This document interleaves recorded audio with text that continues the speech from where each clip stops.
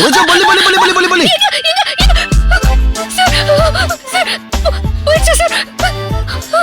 எங்க போச்சு? உன் காலுக்கு கீழே நின்னு உன்னையே பார்த்துட்டு இருக்கு.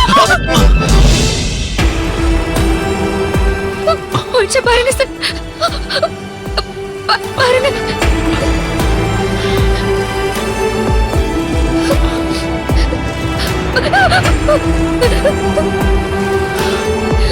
பாருங்க சார், பாருங்க சார்.